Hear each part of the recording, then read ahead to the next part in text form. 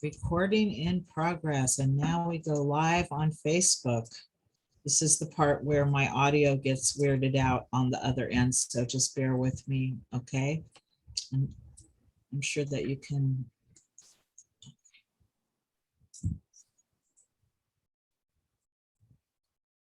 Okay. Preparing to live stream, setting up your meeting, blah, blah, blah. It's the miracle of modern science. Done. Okay. Oh, I think I have to press this button. Okay, let's make sure that the preparing to live stream. Yeah. Okay. Got it. Okay, welcome everybody. Welcome to the 9 Days of Jerry, the 12th annual 9 Days of Jerry on Radio Free Nachlaot.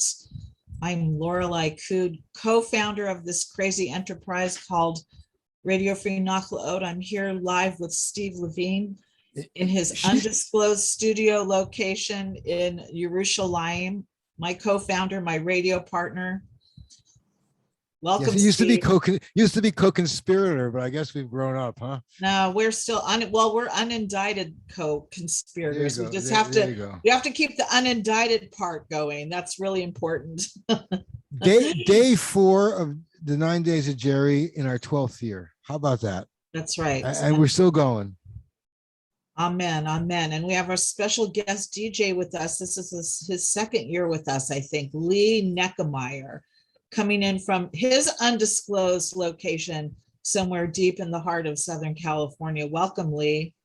Thank you so much for having me back, guys. I really appreciate it. And, you guys are so special to me, and the station is so special to me. So it's a real honor. It's a real honor to be here today. Well, we're happy to have you back. And Lee is sort of like an amateur Grateful Dead historian and super fan. That's how I would describe you, right? Is that a good way to describe you? Sure. I love the band. Grew up with them. It's such a huge part of my life, my culture.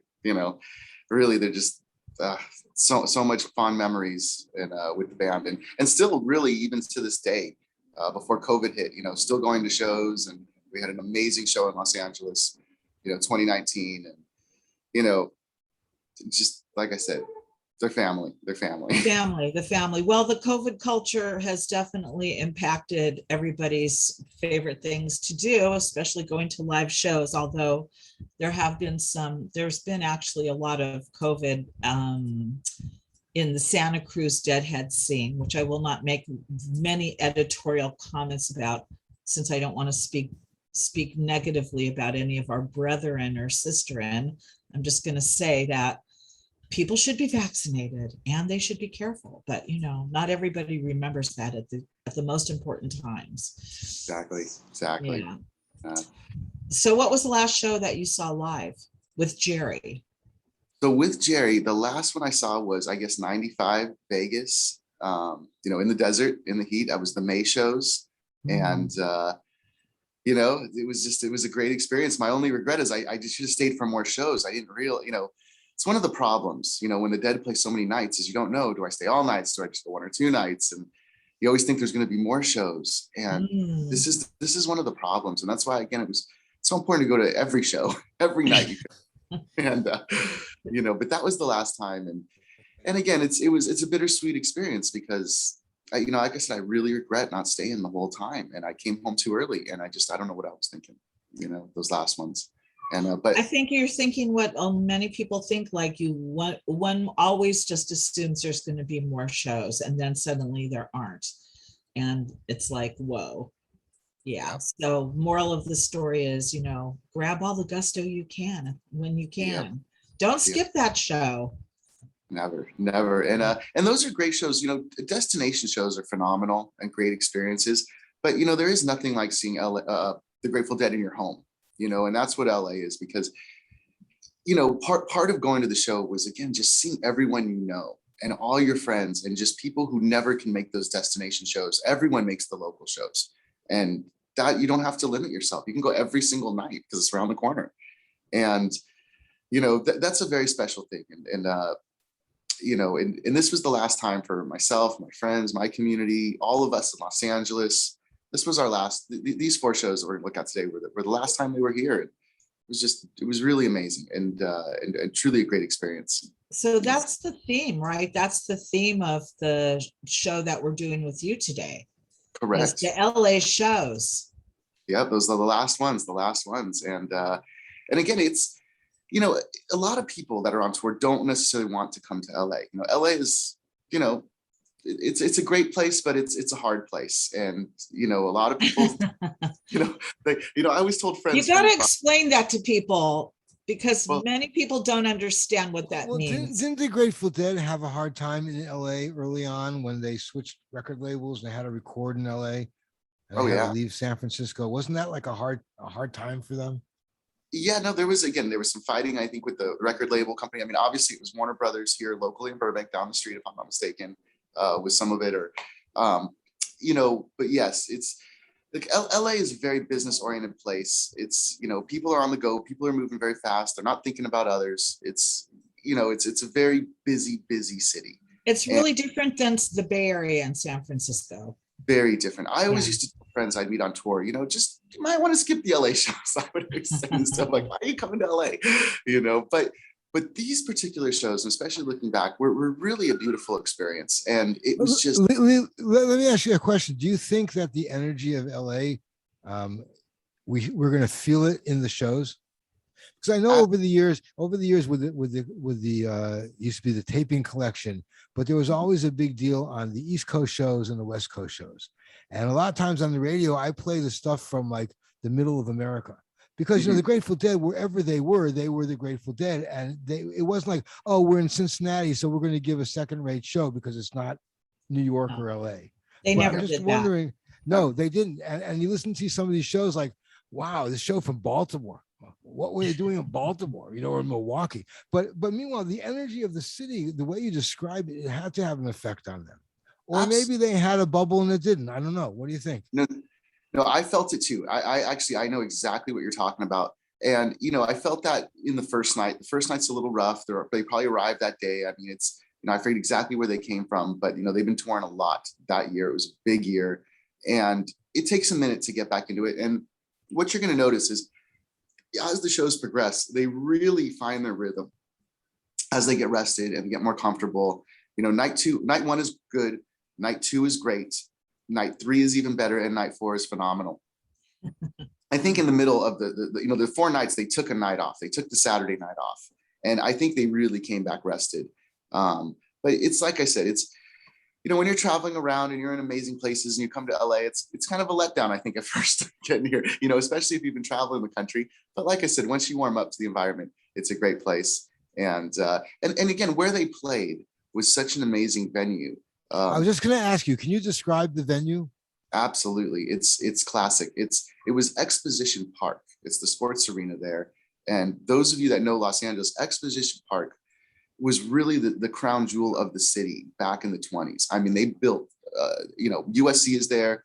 All of our museum complexes are there. Right. We had 2 Olympics there, I think in the 20s. When I was born back in 1957, my parents moved to that neighborhood from East LA, from Montebello, where all the Jews were, to the Exposition. That was like the happening cultural center of the world in 1957. Yeah, and I know it's phenomenal. I mean, it's before we moved to the Valley. Yeah, that's how it works. And but yeah, look, as a child growing up, and this is what's so fun about those of us growing up in LA that love the Grateful Dead. As a child, because of all the museums and all the culture, again, USC, you have the Rose Gardens, you have the IMAX, where even when you go watch the movies, but every field trip, or at least every other field trip as a child, this is where they take you. Right. So already home. I mean, even today, the space shuttle is there at Exposition Park. And again, the space shuttle doesn't sound like that big of a deal, but trust me, when you go see the space shuttle and you're looking straight at it, it's a big deal. It's intense. And so it really still is, in many ways, the heart of the city. It's really the best part of the city. And what's also unique about this location is that it's in the inner city today. It might not be the best neighborhoods, you're kind of getting into South Central, but it's USC. And you have the diversity that comes with USC, whether it's international students, frat boys, artists, it's just USC is an extremely diverse and dynamic campus. And then of course you have the surrounding LA population, which is kids from the Valley. Then you have people who've grown up with the Grateful Dead, TV executives, actors. I mean, it's the types of people you cannot limit. I mean, it's unbelievable. Every different type of person, every different type of fan, people who are so intimidated of the Grateful Dead, they don't even know if they want to go to shows, but they know they want to see them, and those show up at their only shows, for example. And then, like I said, you'll have, hippies coming in of every single stripe under the sun.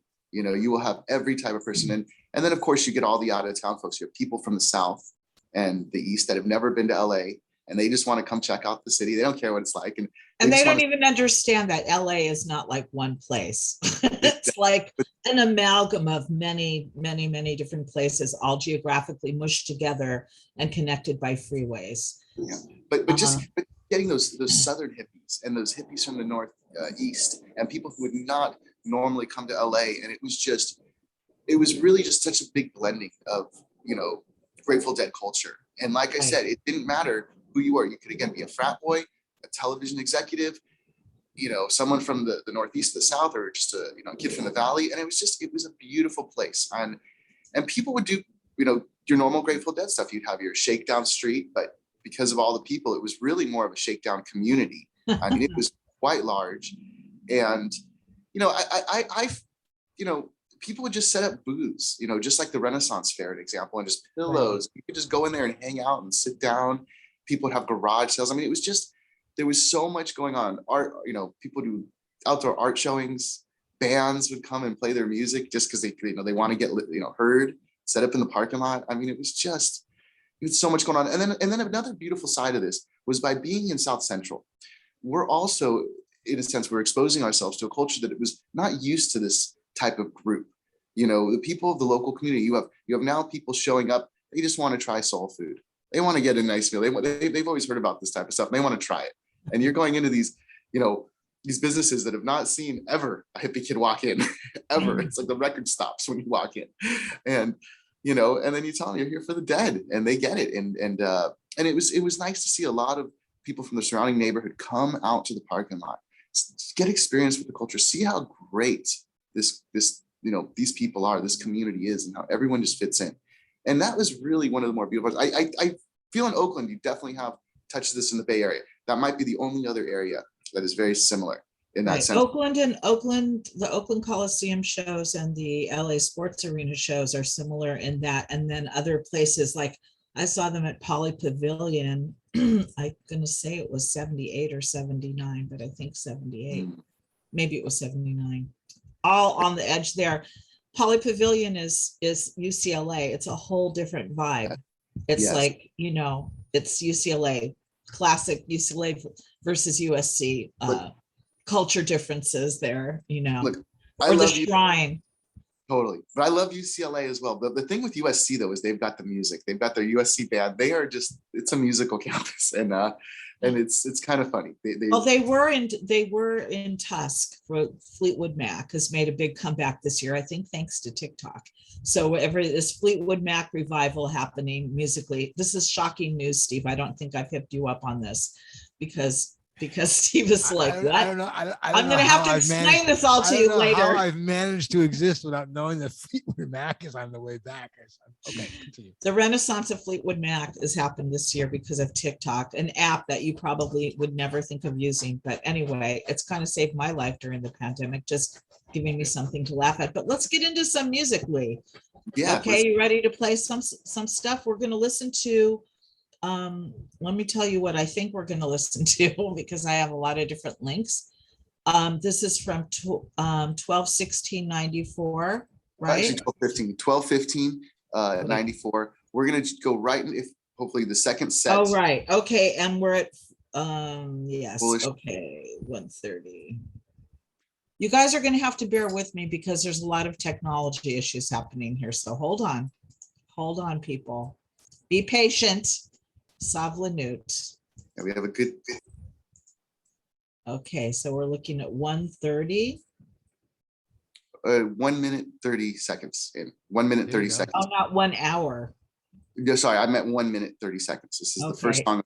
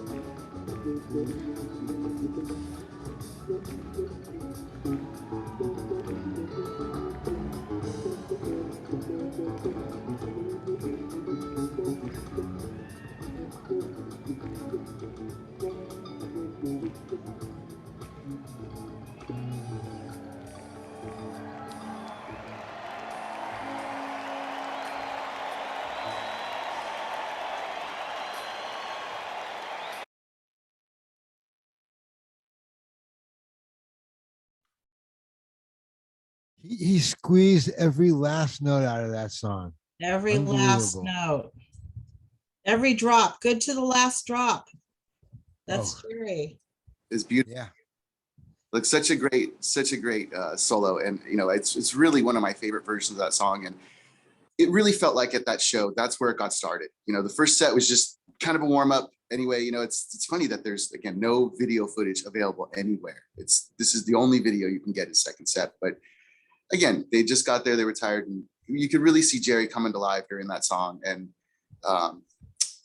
again, it was just a beautiful, beautiful show. I had a great experience. Just a quick thought on that. In high school, growing up Reformed Jewish in LA, it's really just not something that's a big deal. You don't talk about it. It's just like everybody else. You don't think about it. Your friends know, whatever your religion, your background, but it's something that's never discussed. We get to high school, we meet a new group of girls. They're very into Hollywood, the Whiskey, the Viper Room, the Roxy, that kind of crowd. And so one day it comes out that, oh, Lee's Jewish. And these girls are like, Lee's Jewish. It turns out every one of them was Jewish. And even though, again, we're on the music, nothing about Jews, any of us. One of the girls comes up to me, you know what? We should have a Shabbos together. Let's do Shabbos. You come to my house. Let's have a Shabbat. Let's go to shul. Let's have some fun. We'll have some L'chaim. We'll go. We'll have fun. And I'm like, all right, I haven't done this in a long time, and but let's do it. And we had such a great time. And her family, complete deadheads. Both parents are deadheads. Her sister's a deadhead. This girl, but she doesn't like the Grateful Dead. Probably because she grew up with it. And you get just other types of music. Anyways, comes one of my best friends all throughout high school. She graduated a year ahead of me, and her younger sister now goes to our school. And when these shows come around, her sister says, hey, you want to go to, I'm getting tickets for all these shows. Do you want to go? And I said, yeah, grab me some tickets, in particular this first night. And I'll worry about the rest later. And she's getting all her tickets. And a friend of ours was supposed to go. And believe it or not, her father worked for Avalon. And so, and they're, again, big heads, but she wanted to get her tickets separately because, again, they wanted, take her to the first show, and she didn't want to sit with them, and she wouldn't have her own experience. Again, this is what they're trying, even though, again, everyone's deadhead. So, a friend of ours canceled, and I call her sister saying, hey, I'm going to this Dead show with your whole family. Why don't you come? Oh, I don't like the Grateful Dead. I said, look, you should experience it one time. Your family loves us. And I really think you might not like the Grateful Dead, but the Grateful Dead loves you. You should come. And I talked her into it. And she's like, okay, I'll check it out just to get this one experience. And, I go to the house and we drive over there in the family Volkswagen, and we ditch the parents right when we get to the show. We just go party in the parking lot. We're having the best time. We go to our seats, I'm with the two sisters, and we're completely in the fill zone. We can't even see Jerry at all. We're so off to the side. It's so bad, the seats. But her parents, they had real seats. So we could see her parents in like the third or fourth row, maybe fifth row, just the two of them dancing, the two parents. And it was just such a beautiful experience. I mean, for these girls to really just see their parents in love, just dancing, best seats. We're up in the rafters just watching them. And it was an amazing show. And I think, there was just a lot of love at the show. And it was a really beautiful experience. And she did love the show. She really had a great time, really opened her mind to it. And I think there was more understanding of her family as well. And we just had a marvelous time afterwards. But life is sad and life is short. And it was unfortunate. That was actually the last time I ever saw her. She died tragically, a couple years later. And that was really our last night. And it was just great things happen. Just, things happen in this world. But that was our last night together. And this was, again, one of my great friends all through high school. And it was just such a miracle that she even came and we got to have that night. It was so last minute. And it was one of those nights, if you're going to spend a last night with somebody, and it was perfect. And so it was a little sadness that first night for me, but it was really a phenomenal family experience in the sense, because this was a family that I truly loved, was very close to. The rest of the shows were strictly friend oriented. It was a little different experiences. But with the story, I'm so sorry about your friend losing her life. Minus that really sad thing from this, it sounded like a Kiruv story. like you're doing Kiruv for the Grateful Dead. And I thought it was going to end up, and she hooked up with Chabad and became a Bala Tshuva. that was what I was thinking was the end of the story, but no, it didn't quite go there. But there is a real, similar thing between, and I won't even say Chabad and Deadhead World in this. I won't say Lahavdil, because it is the same thing. If you can get someone to go to a show, even though they're really resistant, I hate the Grateful Dead. My parents like them. I hate them. No. If you can get them to go to a show, 99 and 9/10% of the time, they're going to be like, oh my God, this is so great. Just like Chabad, if you can get somebody to put on tefillin or go to a Shabbos, and they're like, oh my God, I had no idea it could be so amazing. It's all about getting them to step through that door. Look, it is so funny you mentioned that, because literally her taking me to shul and having a Shabbat with me many years earlier, believe it or not, led me walking through that door of the Chabad many years later. It's one thing after another. There's no question about it. And, she really put me on that road. And had she survived, I'm confident she would have found that Chabad. I mean, she was may her and Neshama have an aliyah, and the merit of the good deed that she did by inviting you to Shabbos, even if it was a whatever kind of Shabbos, it was still Shabbos. No, it was beautiful. The power of Shabbos. Yeah, and it was and you know what you guys are talking about, really, it boils down to the idea of Masorah and passing things on generation to generation. And whether it's the Masorah of the Torah, or whether it's the Masorah, in our case here, of the Grateful Dead. Last night, my granddaughter was over, and I was doing the various shows and listening to the Grateful Dead together with her. And I really felt that I was like opening that door and introducing her to this whole world of music, which she may or may not pay attention to. A lot of it she recognizes because her parents, play it in the house, but not up front and center, and so it is a Masorah, and it is, something, if you like something, you want to share it, whatever it is, so so it's nice that she shared Shabbos with you. It's nice that you shared the Dead with her. It's very nice. And that's really Masorah, yeah. It's amazing. It's Baruch Hashem. So what music are you sharing next? What are we speaking of sharing? Yeah. The encore from that show, just because again, you could tell Jerry is really he's very happy at this point, and he together, and that's Liberty. It's a few minutes. It's a very short song, and then we'll move on to the second show. All right. So on the notes I have 133 to 139, but what does that mean? Does that mean an hour and 33? Correct. Yes, it must. It must. Okay, I see. I got it. Timestamps. Okay, just hold on, people. Really. Rega.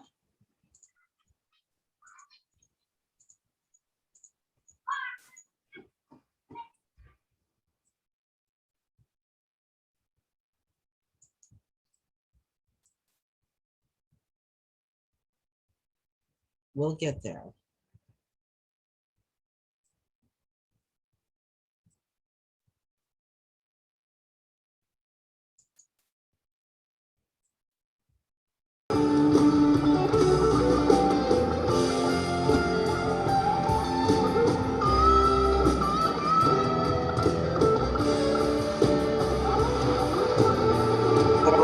Thanks.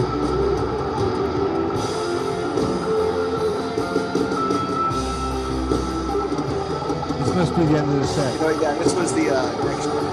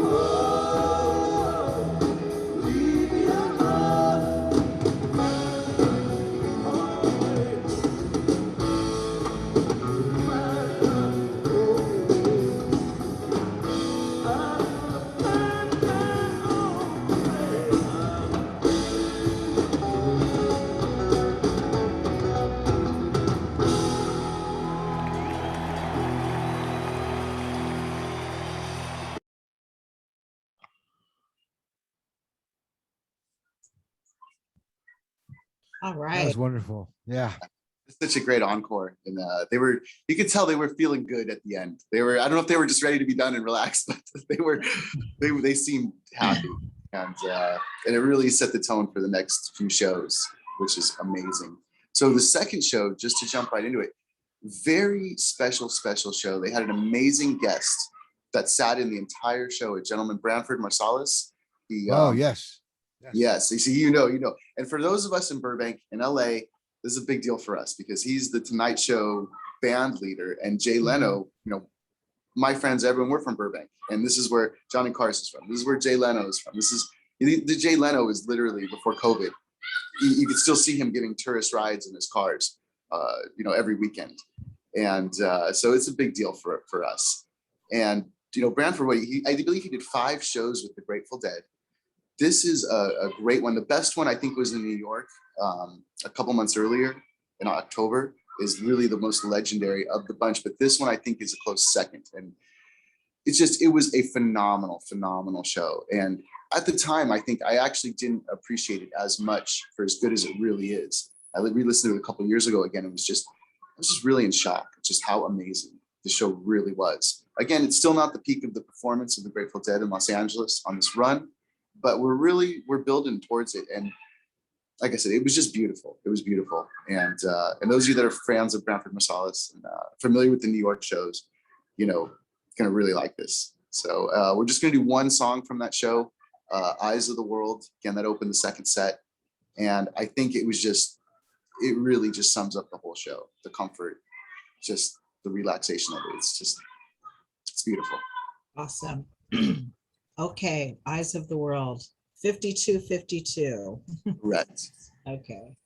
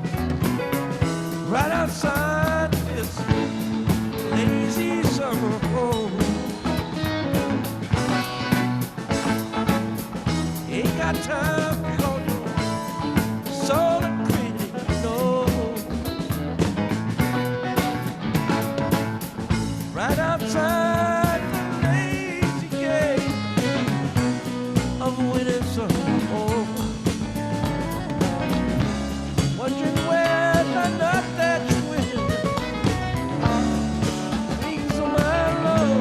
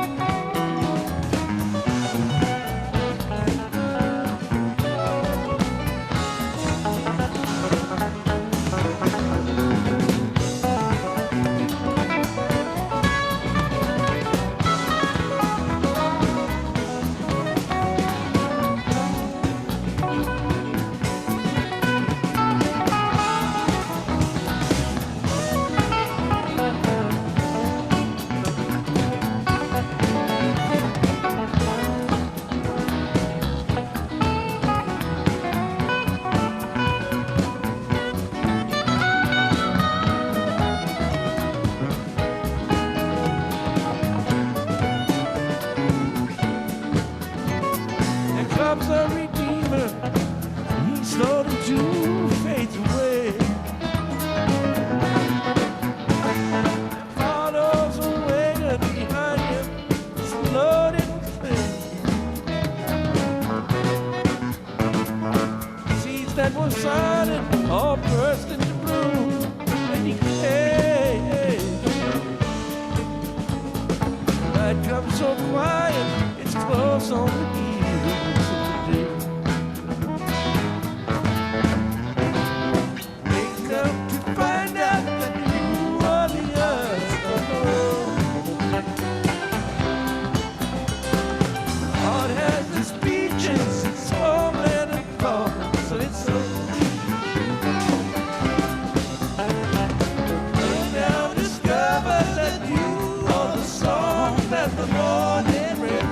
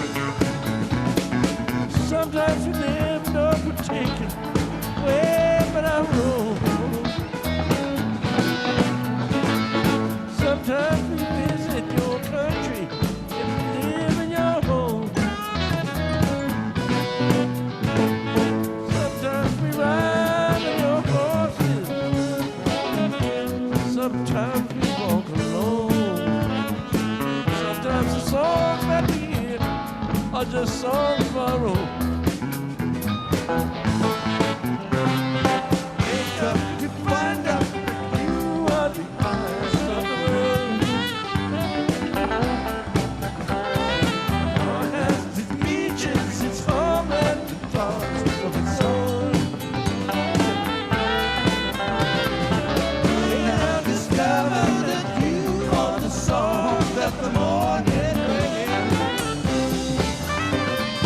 Heart has its seasons, its evenings, and songs of its own.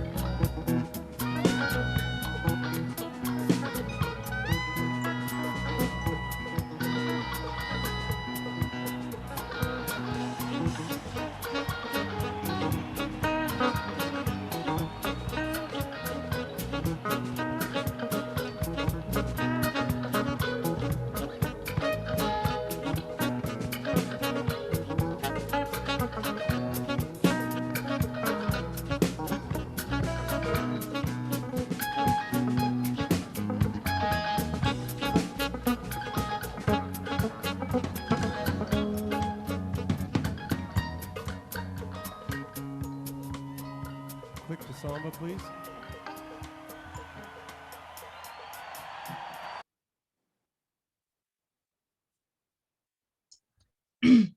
Magnificent. It's something, isn't it? It's you get lost in that. It's just, Totally. and apparently they did a better version 2 months earlier. Apparently in New York. This isn't even the best one. I don't Well, you even know- see how that's possible.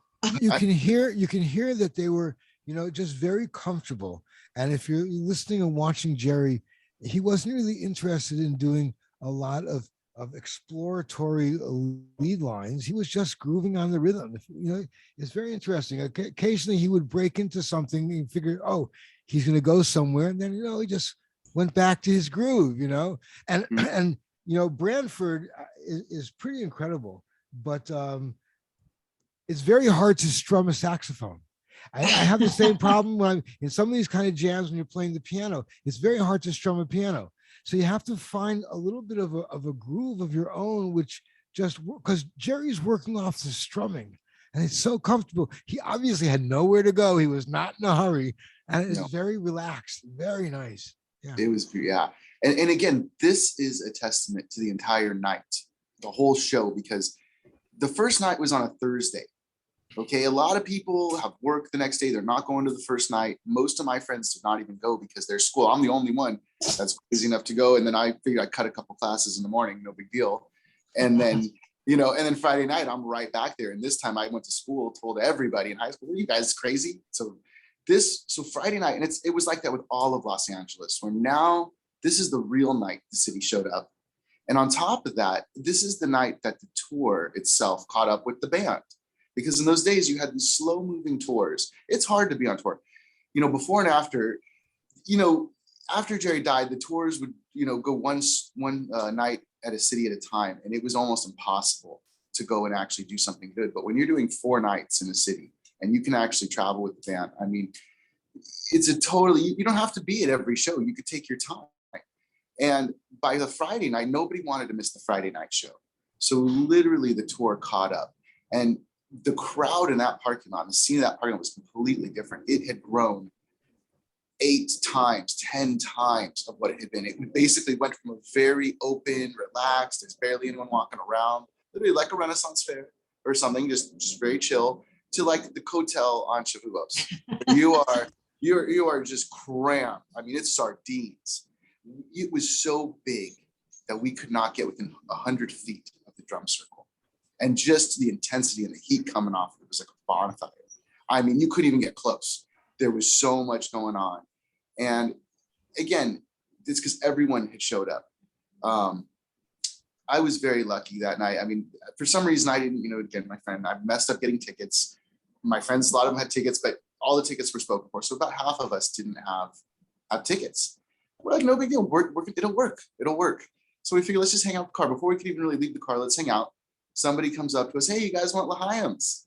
We want L'Chaim's. Of course we want L'Chaim's. Let's all have L'Chaim's. We'll have L'Chaim's and then we'll figure out the tickets, is what our thoughts were. And just as we're finishing that, a guy walks up to us again at the car. We haven't even left the car. Hey, do you guys need some tickets? So we need tickets. Of course we need tickets. So how many got a ticket for everybody? Again, we hadn't even left the car. And this is when we're like, we were going to go to Shakedown. Couldn't even get close. It was impossible. We said, let's go in. It was phenomenal. It was such a phenomenal experience. And the show, we're going to have to move on to the next night, but the encore. So Branford's, he was it for the entire show. He was the guest. He didn't sit down in the encore, which was a phenomenal encore. Lucy in the Sky with Diamonds.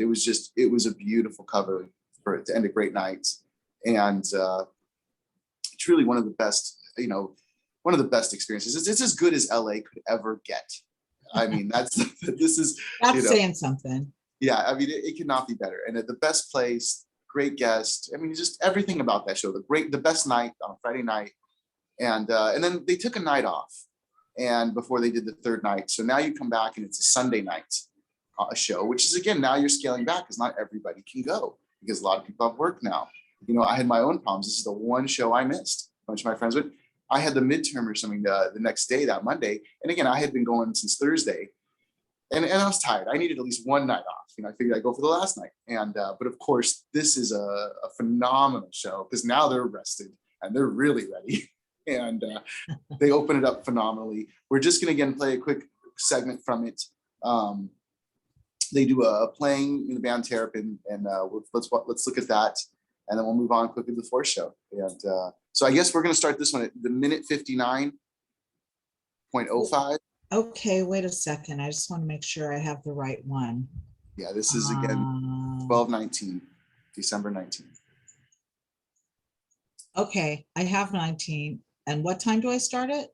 59.05. Seconds into it? Yeah, or 59 even, yeah. 59 minutes and 5 seconds. Oh, 59 minutes. Hold on. Yeah, 5 seconds. Sorry. You guys, everyone's TRT, total running time. Okay, hold on. All right, I think I know what I'm doing, more or less. Bear with us, folks.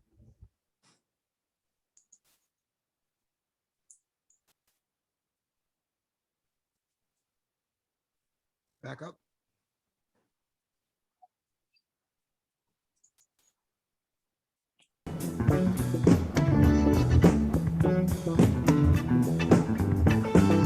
Promises made in the dark, resolved by light of day. Easy answer. Ain't no telling what will be. Always been that way. Easy answer. Just one thing I know for sure. Someone got to pay. Easy answers. Ain't no easy answer. What I got to say. Easy answers. Oh, easy answers. Ain't no one here. Easy answers. Easy answers.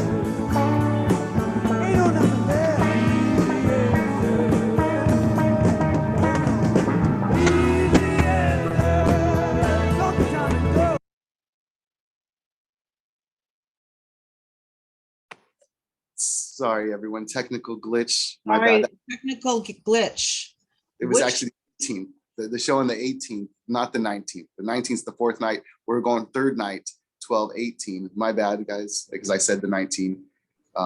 So it's I 12/18. just have to find the right, You did great.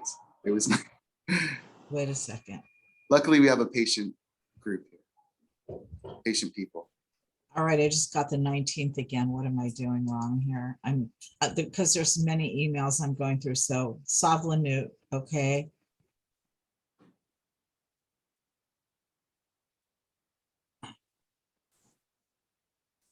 This is my perplexed face.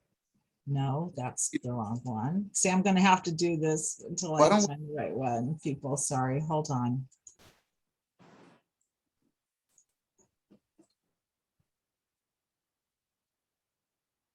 I keep getting the 19th. Why am I doing that?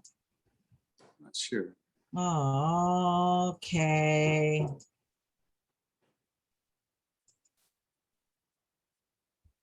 We'll get there. 16th. Lee, I don't know if I have this. You know what? link. This is the universe trying to tell us we're going to end with the terrapin, I guess. So let's go back to the 19th, and we're just going to pick it up with the 28th minute, 15 seconds. And we're going to do that first, and then we're going to end with the third night, apparently. It's we'll do a little out of order, everybody.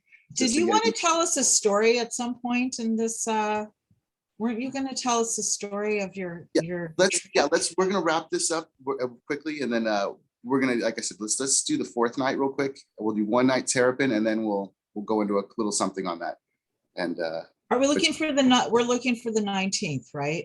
yeah, let's go back to 19th, and we're going to start at the 28th minute, 15 seconds.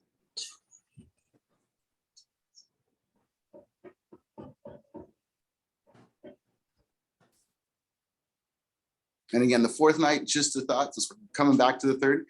Uh-huh. Phenomenal show. They really ended the whole thing on such a beautiful note. I mean, this show, I felt they were very tight. They played every song is an amazing song. It was so hard just to pick something for this. I'm sure. So we're going to start at 28 minutes in. Yeah, 28 minutes and 15 seconds if we can get there. Otherwise, close to count at 28. Doesn't let me get that exact, but let's go. Okay. All right, yeah, it is what it is. All right. Meant to play the fourth night. Okay. Great.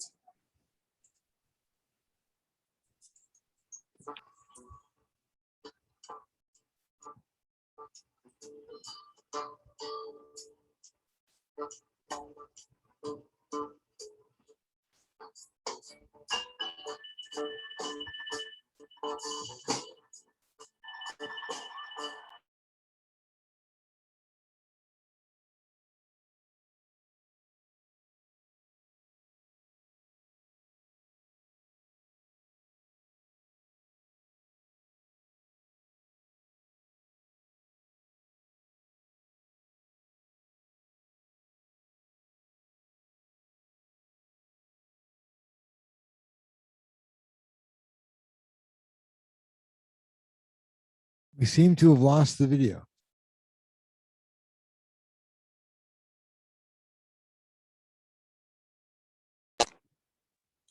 It'll come back. It'll come back. But yeah, but this is a great one. And I didn't go over much of the set list, but the first night, some of the stuff we didn't play that was great was they did a morning dew on the first night towards the end, which was just, again, a beautiful, beautiful song, obviously. But I wanted to, touch on some different pieces. And I felt that The Foolish Heart was really just, it's one of the most special versions of that song. And Well, I think at some point over the next couple of days, I'll play some of these shows, on the radio. So Yeah. people who are You listening. guys, I don't know what happened here. Something happened.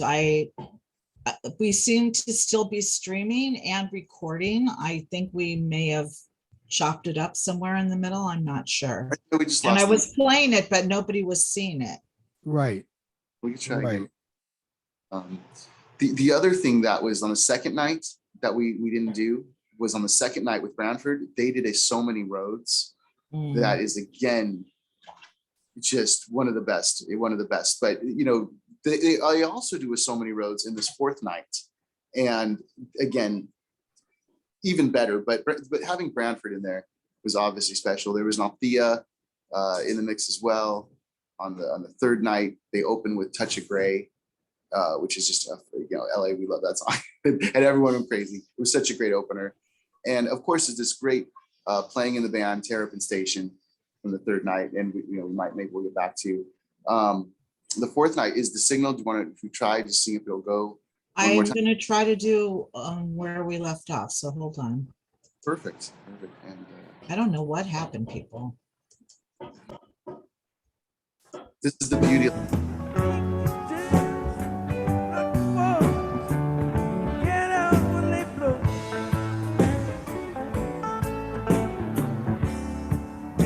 Say your name was Rambling Road. Ramble on, baby. Settle down easy.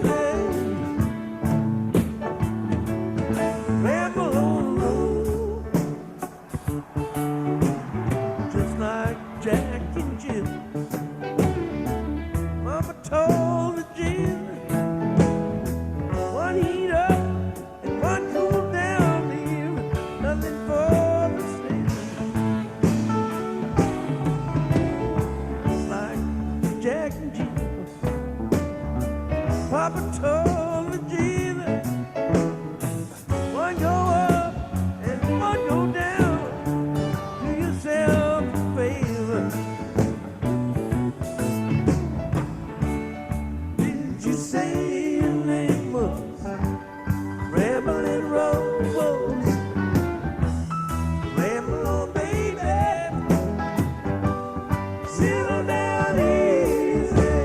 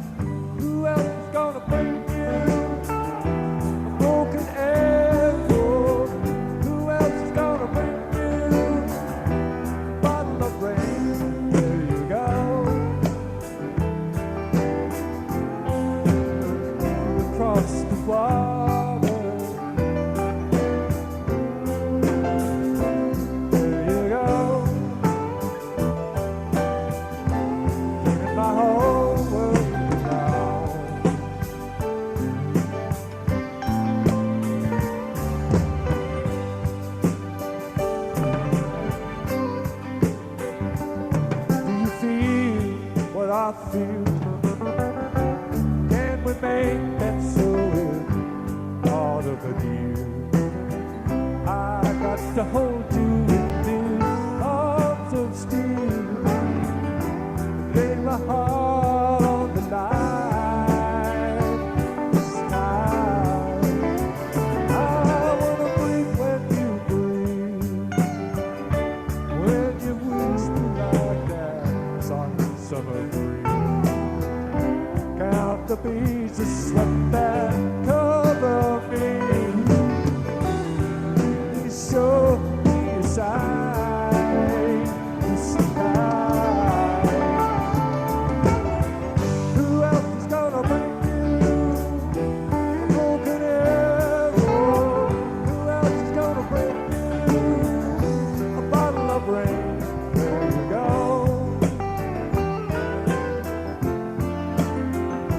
Across the water. There you go. There you go. Turning my whole world around.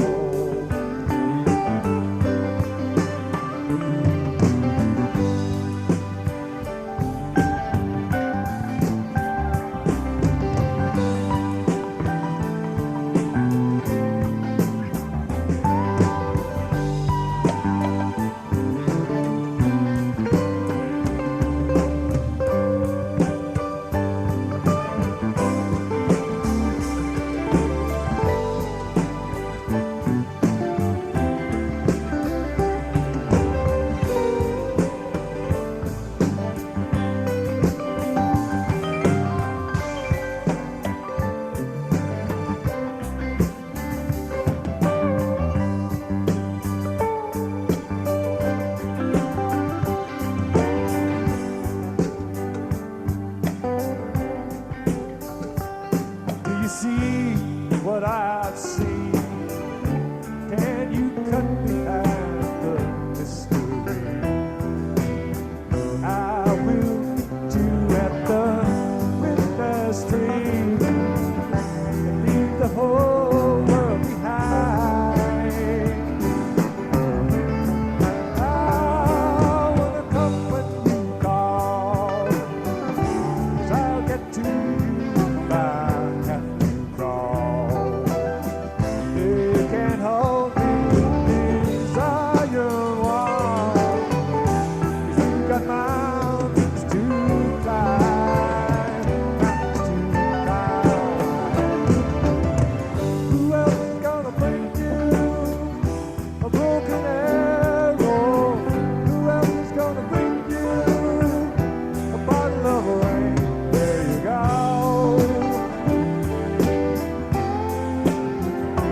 Across the water. There you go. There you go. All around. There you go. There you go. Across the water. There you go. There you go.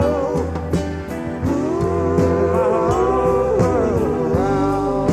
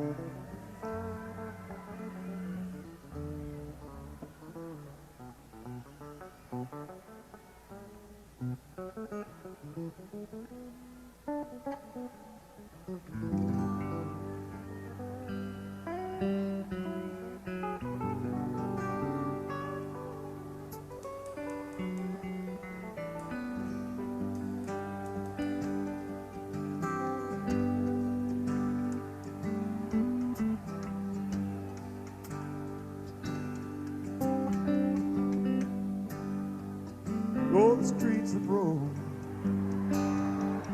are filled with rubble. Ancient footprints are everywhere.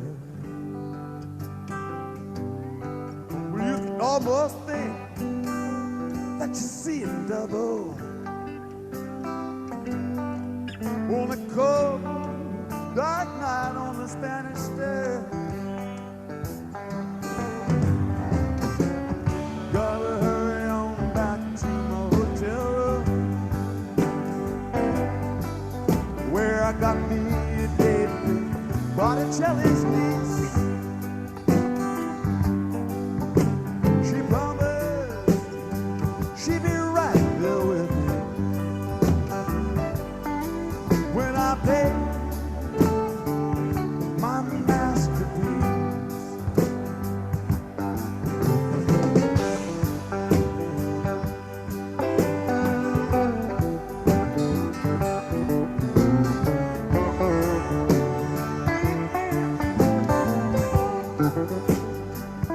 Golden hours were spent inside the Coliseum, dodging light, yes, wasting time. All those mighty kings, the jungle I could hardly stand to see them. Well, it sure has been a long, hard life.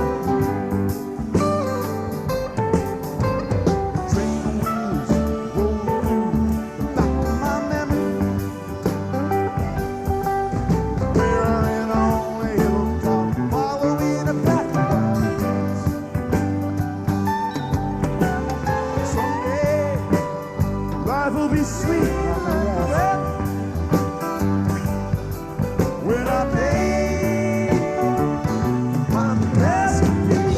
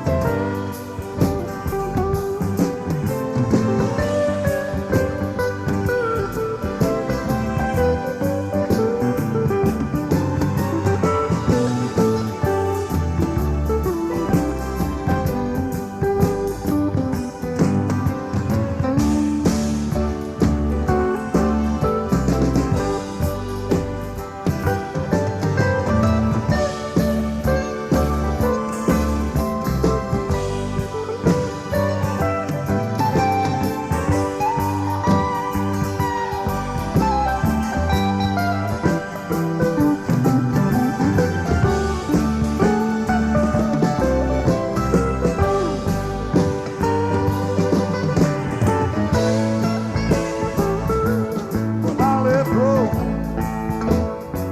then I landed in Brussels on a flight so abundant that I almost cried. Looking men in uniform, young girls in buses. Well, it sure has been a long, hard ride. Yes, the newspaper man eating candy. I had to be held down by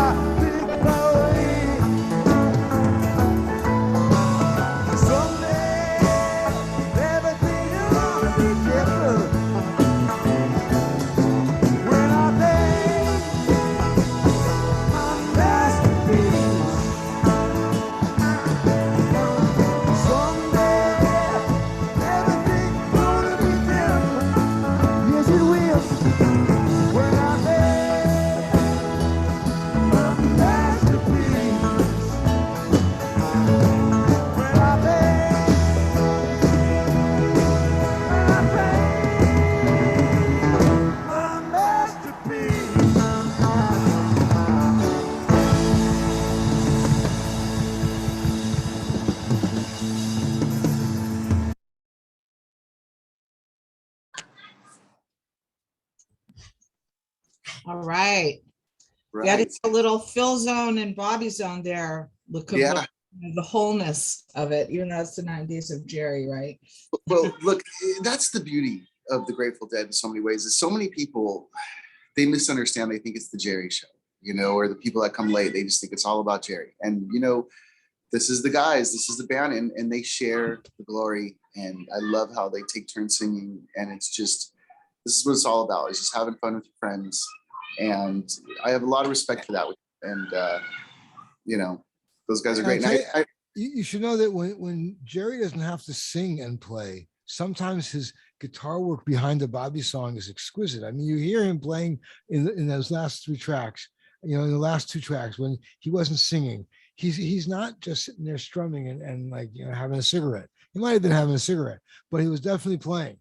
So it gives him a chance to express himself without having to worry about the vocals. Yeah. No, it's amazing. And they actually go right back into So Many Roads. That's about 6.5 minutes. Part of me feels like we should hear, otherwise we could take a break. I want to tell you this story about Yosemite, and we can always come back and wrap up with that after time permitting, because I know we're getting a little low on time. It's late where you are. What do you think? I'd love to hear the story because let's do that. I'd love to hear the story. So again, COVID, obviously we've all experienced a very interesting, to say the least, put it politely, year and a half. And, it's been wild, and everyone's lives have changed. I was supposed to actually come out there in June of last year. And, that trip was totally canceled. It was sad. My mom missed her birthday, her 75th birthday as well. We were going to meet. She wanted to go to New Orleans, and we were going to meet there. And that got canceled, and she's never been. It's just so many things. And one of our favorite things to do, my family, when we have our time, is we go to Yosemite. Being from California, this is what we do. This is the best place. For those that have not been, I've been all over the world. I think it's one of the greatest places on the planet. And so we try to go every year, and we always camp or do some sort of camping accommodation.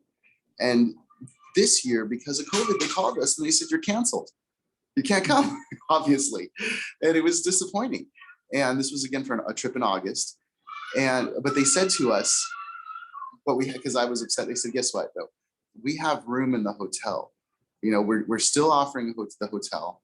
We're at half. We're only doing half occupancy at the hotel. But if you really want to come that bad, we can get you in." And I talked to my wife. I said, "Well, it's not usually the way we do Yosemite, at this Yosemite Valley Lodge. But you know what? I want to go that bad. This is my favorite place." And after all these months of being cooped up in our house and on lockdown, and not doing anything normal, because I looked, I said, "This is interesting. There's no campgrounds open. There's no people. You can't get into the park unless you get a limited day pass or have a reservation at this hotel or one of the 2 hotels." So I'm like, this is an amazing opportunity to go. And so we agreed and we went, and we were just having a great trip. And sometimes, again, it's funny, I'm again a huge fan of John Muir. It's one of my heroes. And, sometimes, again, it's funny, you got to sometimes take a step out of nature to get back into nature a little bit. And by staying in the hotel and not worrying about making a campfire or, all the hygiene that comes along with, hey, if I go for a hike, what am I going to do? I'm going to be sleeping in my sleeping bag while it's dirt. It was just the normal routines of camping are gone. And we're right next to these huge meadows. And I said to my family, let's go and let's take a walk. And we took this huge walk around the meadows, right in the middle near Yosemite Falls. And the moon was going down and stars were coming out. And it was just a really beautiful experience with my family. And this again, 10:30, at night or, around there after dark. And again, we had this great time. We go back, put the kids to bed. And a few hours later, my wife, she's on the balcony. She's looking out the thing and she says, it is really, really dark out there. And there's a lot of stars. And it was like, kind of the point where we're shocked. We're from the city. We don't see this kind of stars. And that day we had actually spent the whole day at El Capitan, because one of the beauties of the place being uncrowded with no people is that normal places that filled with tourists, there's nobody there. So you can never go to El Capitan and sit there in the meadows and have a picnic without 100 people being out there. But now it was just us. So we spent the whole prior day. There was a guy I saw climbing up it. It looked like he was kind of stuck up on El Capitan, wasn't moving. And we just put this beautiful fallen tree. And it was just our whole day, just with El Cap. So when she said to me, it's so dark, and look at the stars, and I don't know what I was thinking, but I brought my bike with me. And I said to her, you know what, even though it's like, midnight, 1 a.m, it was extremely late, close to 1 a.m, I said, I'm going to take a bike ride. And I'm going to go to El Capitan, and I'm just going to see what's going on with that guy. And just have the experience of riding through it. And it was, again, as soon as I got on my bike and hit the road, I got kind of the chills. It was a little scary. Hey, a bear could get me. Hey, there could be somebody, an axe murderer. I mean, who knows? Just the normal of being a human being kind of got to me for a second. But I'm like, I'm on a bike and I'm going to do this. And I'm going to try to call my brother and maybe I'll talk to somebody. And the internet, I mean, you can barely get it at the hotel from the lobby. It is so bad. And, I get on my bike, try to call my brother. It lasts a couple minutes, but I'm really just in the dark. I'm really in the dark alone. And this is really serious, Forrest. You're going through real darkness. It's what I picture Hansel and Gretel, like when you read Grimm's fairy tales, with the trees and just, you're so far away from, you're miles away now. I'm almost 4 miles, 3 miles away, 3.5. And it's kind of, it's getting to me a little bit. And I get to El Capitan. I want to enjoy the moment and I can't because my fears are getting to me. And I got my lights and I'm looking at the sky. I'm like, I can see this little light, just kind of hanging out up there. And I'm just like, I want to hang out. And I just tell myself, I want to have a l'chaim and I want to chill, but maybe I get some music. Maybe I'll try something. And for some reason, I don't know why I even did this, but I thought of you guys. I said, I need some music. And I go and I hit that Nachlaot radio app button. And for some reason, it worked. I got internet. I can't get internet in the hotel room from the lobby, but I'm at El Capitan, miles and miles and miles and miles away from civilization. And you guys are coming in crystal clear. And it must have been Shabbos was getting ready to come in, the next day. Because it's a Friday morning, 1 a.m. now where I am. So it must have been later in the afternoon. And you're playing Shalom Aleichem, David Grisman, Andy Statman. And I'd never heard this version before. And just the moment that I needed it, where I just needed to just relax because it was wrecking my moment. And because of that, I turned off all the lights, my bike light, my flashlight. And I took in the moment, listening, just being in front of El Capitan by myself in the middle of the night with no one around for miles in any directions. This one guy, maybe on the rock, with a little light. That was the only person. And it was really just one of the most beautiful moments that I had during this entire COVID. It felt so good. I mean, I just cannot even begin to tell you guys how relaxed, how great, and just the feeling this was.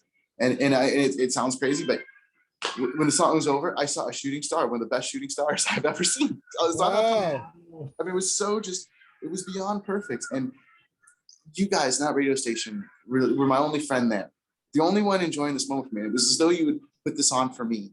And like I said, the chances of it even working was so staggering. I was so impressed. And literally I rode back and it just had the most amazing ride. And then Shabbos came in Friday night.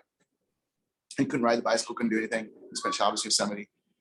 And as soon as Shabbos goes away, comes down, I tell my wife, I need another bike ride. And and by the way, when I got back that first night, we're right on the river. I actually went for a swim in the river with afterwards because our room was right on the river. And you cannot enjoy this kind of stuff at the campground.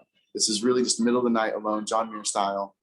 Yosemite the way it's supposed to be seen with no people, no noise, the animals that you could hear. And so 2 days later, a night later, after Shabbos, I said, I've got to do this one more time. I mean, this was just too incredible. I just, the adrenaline, just the feeling of satisfaction. I have to have this one more time for me. I got to see if this was for real, this moment. And this time I ride my bike. It's like around midnight. And I ride my bike again all the way back to El Capitan, miles away. And again, it's midnight. And I turn on the radio, after a minute of hanging out there, I'm trying to make this a quick one. And you guys are playing Midnight Special. It was a John Fogerty version. And I'm thinking, like, this is midnight. I'm so sorry for the noise, guys. I live near the street. I'm trying to be outside. And I'm thinking to myself, this is remarkable. Like it's midnight where I am. You're playing Midnight Special. I get the internet again. This was the best part. The internet came in again. And I'm thinking, that's absolutely nutty. This is the weirdest thing ever. And I'm just like, this is such a phenomenal moment. But this time I decide, I'm going to ride. I'm going to take this on the road because I'm trying to be in a hurry. And I feel like this time I'm going to ride from El Capitan up to Half Dome, which is really not that far where I'm at.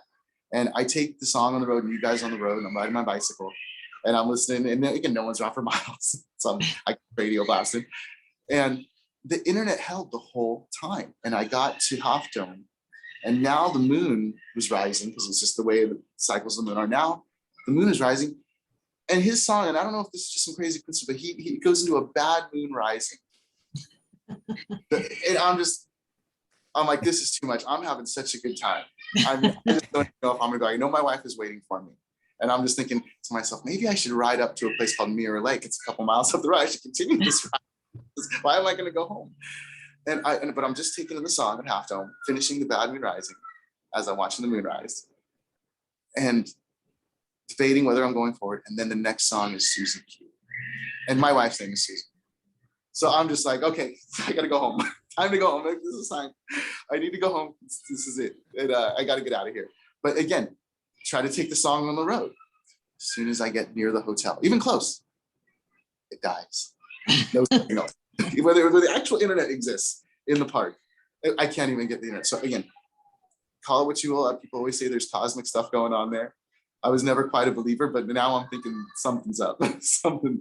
And you guys were just, this is the beauty of you guys, wherever I am in the world. This is the beauty of Nachlaot. To all of you listening, and to all the people that are fans of your programming over all these years, and just listen.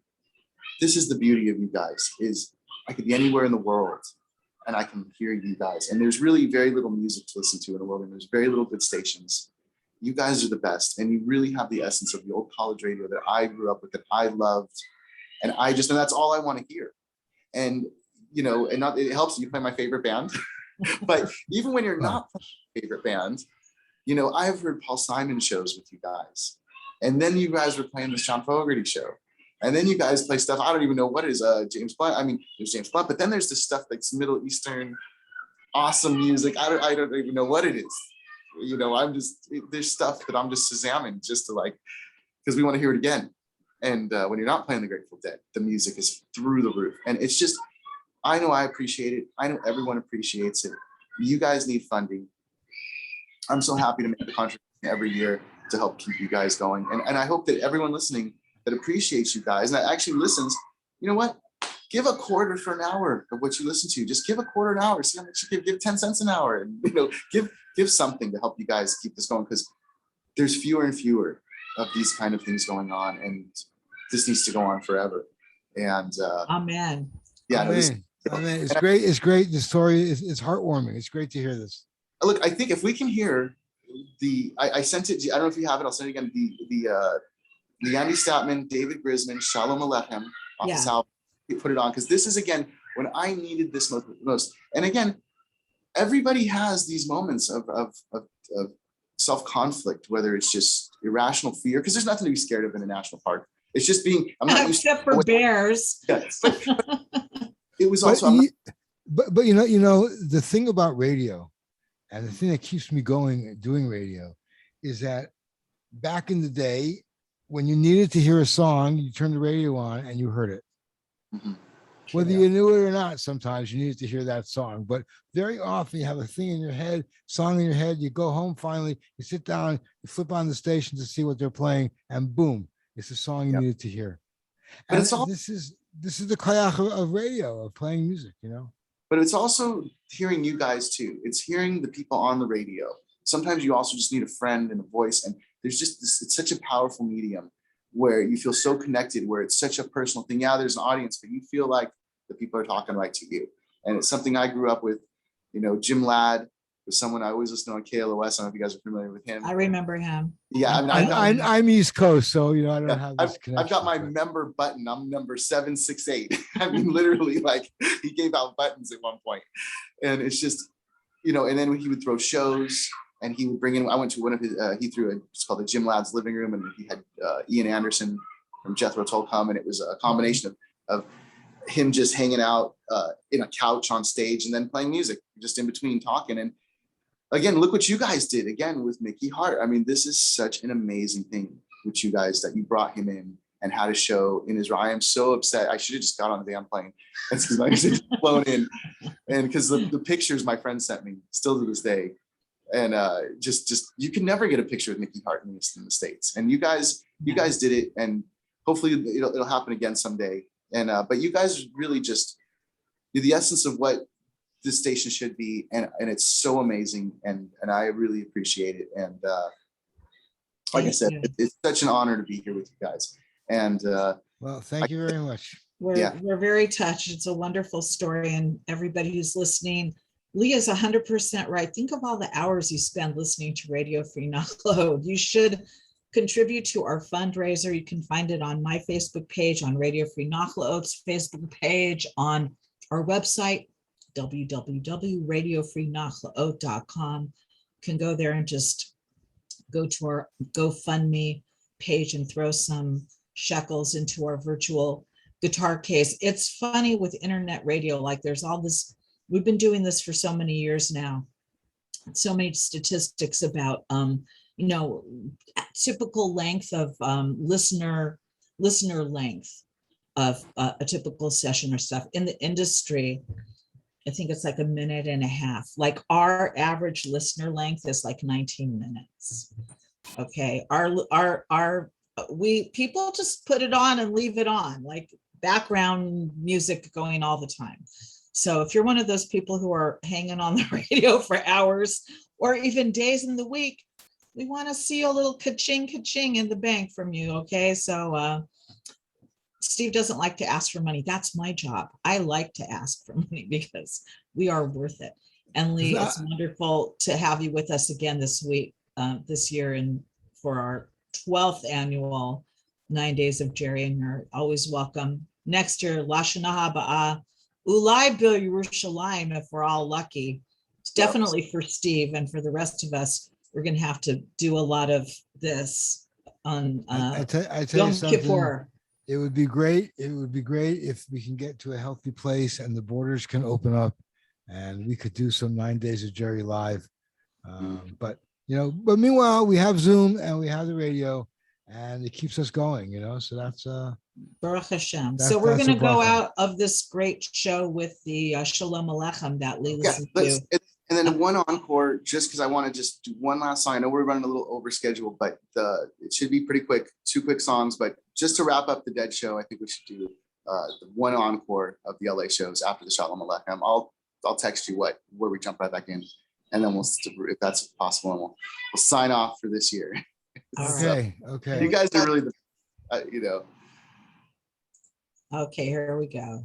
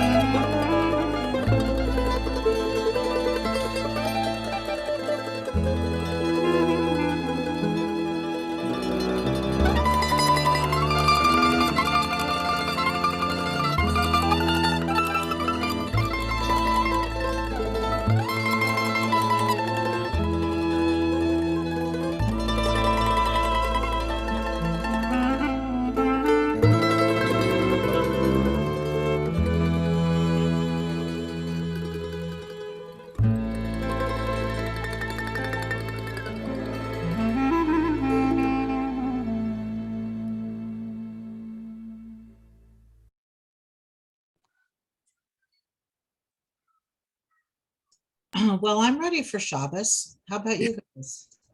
Look, at a moment I'm when I always needed ready for Shabbos. Right? so beautiful, that song, and when I needed it most. And again, it doesn't sound like much, but middle of the night, miles from civilization, nobody, El Capitan. I wish everyone could experience something like that. It's John Muir style, and there's nothing like it. You know, people mess up the view. So, anyways, but like I said, I really appreciate you guys, and what a great, I mean, again, what miracles that you guys, again, on the radio in the modern age, and are there playing music for us, and just, it's hard work and nothing but respect for me, and I'm sure your audience, and we please keep it up. And even if it seems hard sometimes and unthankful, but know that we love you guys. We love you guys, and what are we going to do without you guys? So keep them, don't let the music stop. So, That means a lot to us. I'll take it. I'll take that bracha. Thank you very much. yeah, Okay, please. happy Jerry, everybody. Yeah, Happy Jerry, we're gonna do Enjoy one the more rest of song the going week, out. and one more song. Here we go. One more song going out, and then we're gonna see, year. just to let people know what's happening coming up tomorrow. We're gonna have Noah Monroe Lehrman with us for a special show. That's gonna be on Thursday, the 5th. Same basic times, 11 a.m. Pacific, 2 p.m. Eastern, 9 p.m. Israel time. And this just in, Kem Rodham is going to be with us on Monday. Very, very cool. Yeah. Yeah, he's responsible for the Promised Land CD, which is a collection of Grateful Dead songs translated into Hebrew. And he was our guest. He's been a guest on the radio a few times. And he's a lot of fun. And it's great. It's great. Bringing the Grateful Dead, not just their music, to people who don't speak English, but the words, because the words are so important. So He's an interpreter. I look forward to that. That's Monday night. So cool. Right. So we're going to hear So Many Roads. Yeah, so this was the on the fourth night again. This is right after the when I paint my masterpiece, and this was just to wrap up the whole set, bring it back to Jerry, and it's just a really beautiful moment. And I think you guys will like it. You guys will like Thank you. Thank you, Lee. Thank you so much for being with us. having me. Such a pleasure. Such a pleasure. All right.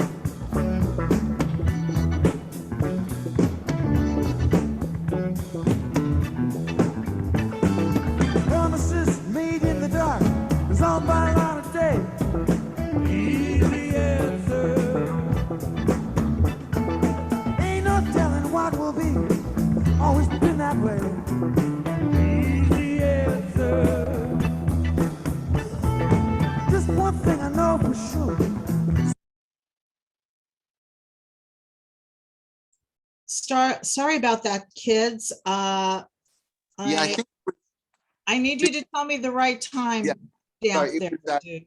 50 minutes and 5 seconds, I believe, was Well, the, no, that was the 50-50. okay, well, in this case, we're gonna just do the Broke Down Palace as the encore, like the encore of the whole show anyway. So how about 2 minutes or 2 hours, 46 minutes, 45 seconds. And that's a 5-6 minute broke down. 2 hours 45. 46. 2 hours, 46. 46, 45 seconds. And it runs about a 6 minute Broke Down Palace. And that's actually Okay. for the fourth show anyway. We're not guiding this. We're not writing this. Hashem is writing this. Writing this because he's doing it his way. All right. We'll be back. All right. Cheers, guys. Thanks again for everything.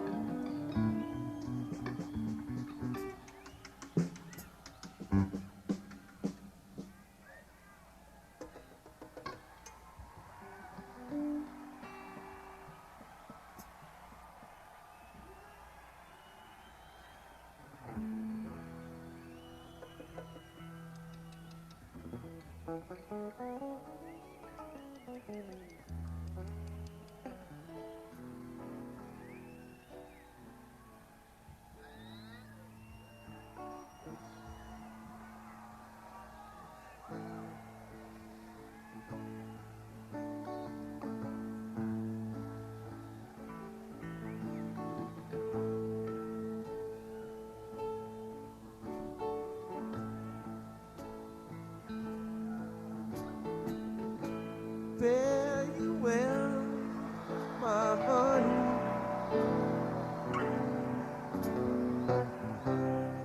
Fare you well, my only true one. All the birds that will sing are gone, except you.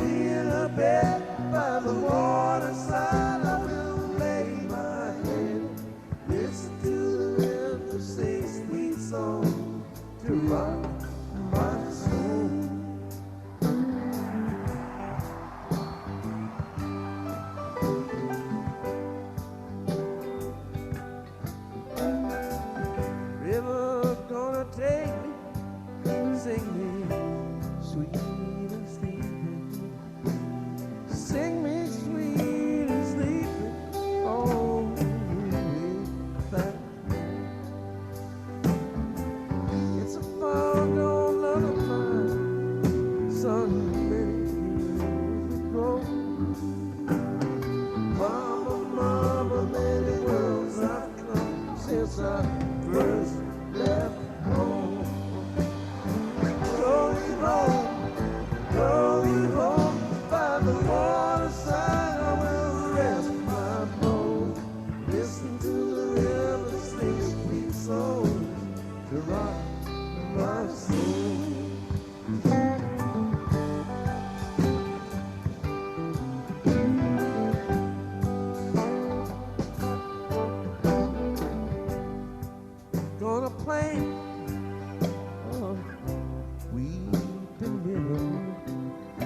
the banks, green edge, it will grow.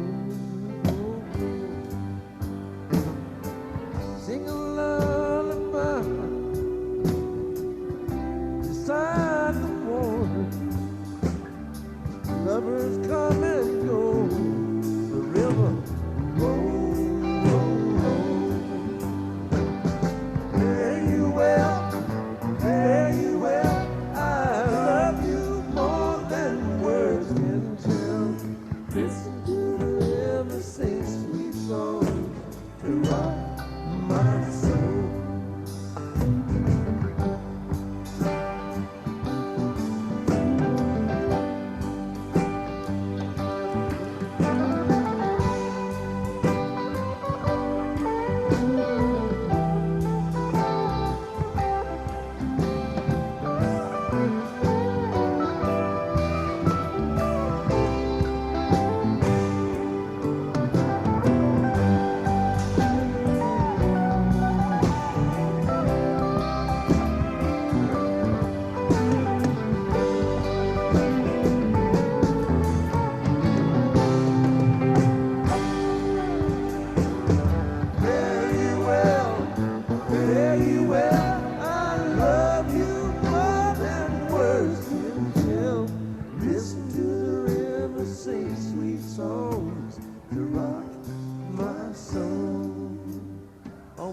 Listen to the river sing sweet songs to rock my soul.